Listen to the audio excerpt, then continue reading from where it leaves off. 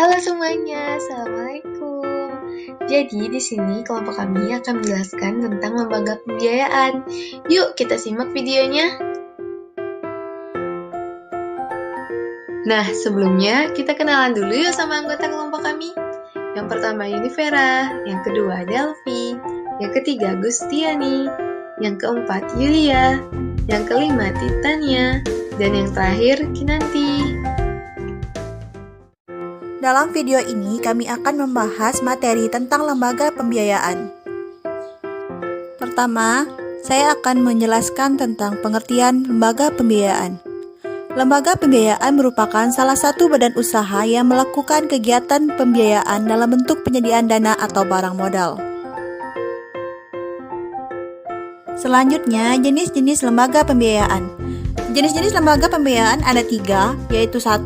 Perusahaan pembiayaan. Perusahaan pembiayaan ialah suatu badan usaha yang khusus didirikan untuk melakukan sewa guna usaha, anjak piutang, pembiayaan konsumen, atau usaha kartu kredit. Yang kedua yaitu perusahaan modal ventura. Perusahaan modal ventura yaitu sebuah badan usaha yang melakukan usaha pembiayaan atau penyertaan modal ke dalam suatu perusahaan yang menerima bantuan pembiayaan untuk jangka waktu tertentu dalam bentuk penyertaan ataupun berdasarkan pembagian atas hasil usaha. Yang terakhir yaitu perusahaan pembiayaan infrastruktur. Perusahaan pembiayaan infrastruktur yaitu salah satu badan usaha yang didirikan khusus untuk melakukan pembiayaan dalam bentuk penyediaan dana pada proyek infrastruktur. Perbedaan lembaga pembiayaan dan lembaga keuangan. Lembaga pembiayaan itu hanya terfokus pada satu kegiatan keuangan saja. Tidak bisa secara langsung menghimpun dana, tidak menekankan aspek jaminan, tidak bisa menciptakan uang giral, dan terakhir, perizinan dan pembinaan dilakukan oleh Departemen Keuangan. Sedangkan untuk lembaga keuangan yaitu terfokus pada bidang jasa keuangan dan lainnya. Secara langsung bisa menghimpun dana dari masyarakat, lebih terfokus pada jaminan, bank umum bisa menciptakan uang giral, dan terakhir, pengaturan dan perizinan seutuhnya berada pada Bank Indonesia. Materi yang pertama, kita akan membahas tentang dasar hukum lembaga pembiayaan. Dasar hukum yang pertama adalah SK Menkeu Cap 38 MK 41.1172 tentang lembaga keuangan diubah menjadi nomor 562 KMK 011-1982. Dasar hukum yang kedua, SKB Menteri Keuangan, Menteri Perindustrian, dan Menteri Perdagangan RI tentang perizinan usaha leasing. Dasar hukum yang ketiga adalah Kepres RI nomor 61 tahun 1988 tentang lembaga pembiayaan. Yang keempat adalah Kemenkeu RI nomor 1251/KMK 013/1988 tentang ketentuan dan tata cara pelaksanaan lembaga pembiayaan dirubah menjadi nomor 1256/KMK 00/1989. Dasar hukum selanjutnya yaitu Keputusan Menteri Keuangan 634/KMK 013/1990 tentang pengadaan barang modal berfasilitas melalui perusahaan leasing. Materi selanjutnya yaitu fungsi lembaga pembiayaan. Fungsi yang pertama yaitu membantu masyarakat mulai dari golongan ekonomi menengah ke bawah supaya kedepannya terlepas dari jerat rentenir. Fungsi yang kedua, tidak membatasi untuk masyarakat golongan menengah ke bawah saja, namun bisa dipakai dalam bisnis, yakni pengembangan infrastruktur. Macam-macam lembaga pembiayaan, yang pertama ada leasing atau sewa guna usaha, yang kedua ada pembiayaan konsumen, yang ketiga usaha kartu kredit, yang keempat anjak piutang. Yang kelima, perdagangan surat berharga, dan yang terakhir, modal ventura. Macam lembaga pembiayaan yang pertama yaitu leasing atau disebut sewa guna usaha, dibagi menjadi 2. Yang pertama ada direct finance lease, di mana dalam transaksi pihak lessor membeli barang modal atas permintaan lease sekaligus menyewa barang tersebut kepada lease. Yang kedua adalah sales and leaseback, yaitu suatu proses yang dilakukan di mana pihak les menjual barang modal kepada lesor untuk dilakukan kontrak sewa guna usaha. Selanjutnya adalah perusahaan anjak piutang. Sebuah perusahaan anjak piutang mendapatkan modal atau pembiayaan dari kegiatan pengelolaan, pembelian, dan pengambil alihan piutang dari sebuah perusahaan. Contoh perusahaan anjak piutang di Indonesia yang masih aktif antara lain 1. Aditama Finance, 2. SG Finance, 3. PT IFS Capital Indonesia, dan yang terakhir PT Tifa Finance.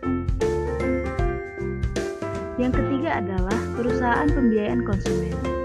Dalam perusahaan pembiayaan konsumen, penyediaan barangnya bergantung pada kebutuhan dan keinginan konsumen, serta bukan hanya barang modal.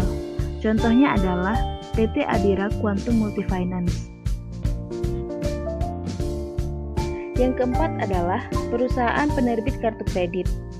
Kartu kredit yang diterbitkan tersebut menjadi alternatif pembayaran cashless, sehingga pengguna tidak perlu membawa uang tunai dalam jumlah banyak ketika bepergian atau berbelanja.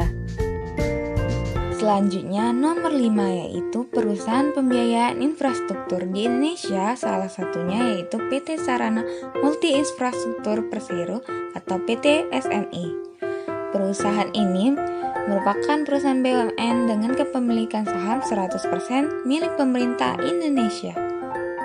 6. Perusahaan modal venture tidak hanya berfungsi sebagai lembaga pembiayaan yang membantu dalam kesiapan dana dan modal, namun juga mencakup dalam perihal bantuan manajemen perusahaan.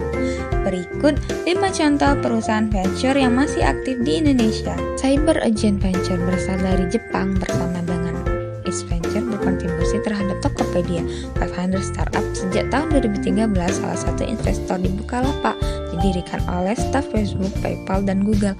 Is Venture, perusahaan modal venture pertama di Indonesia, didirikan tahun 2010.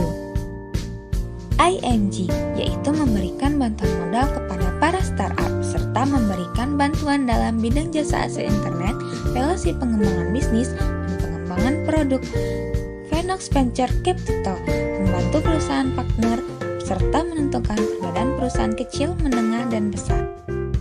7. Sewa guna usaha atau leasing, kegiatan pembiayaan dalam bentuk penyediaan barang modal baik secara sewa guna usaha dengan hak opsi atau tanpa hak opsi.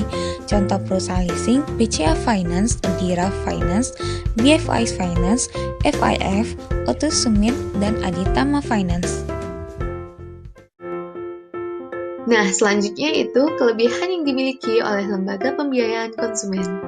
Yang pertama, persyaratannya mudah. Yang kedua, jangka waktu pembayaran sesuai dengan kemampuan konsumen. Yang ketiga, proses pengajuan serta pencairan cepat. Yang terakhir, tidak harus selalu ada jaminan. Di materi kali ini, kami akan membahas tentang kekurangan lembaga pembiayaan dan contoh lembaga pembiayaan yang ada di Indonesia. Tapi sebelumnya, mari kita simak yuk apa aja sih kekurangan yang dimiliki oleh lembaga pembiayaan. Kekurangan lembaga pembiayaan yang pertama yaitu dengan aturan yang begitu fleksibel dan moderat. Apabila terjadi pelanggaran dari salah satu pihak, maka akan menimbulkan kesulitan. Yang kedua yaitu dendanya besar. Biasanya denda yang dikenakan kepada konsumen apabila terjadi pelanggaran, maka akan dikenakan denda yang cukup besar.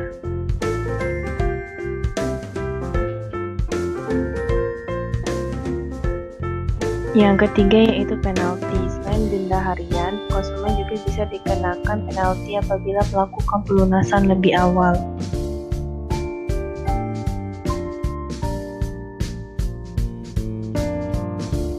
Yang keempat yaitu penyitaan. Apabila konsumen telah melakukan pembayaran secara terus-menerus sehingga distatuskan sebagai kredit macet, maka pihak lembaga pembiayaan dapat melakukan penyitaan.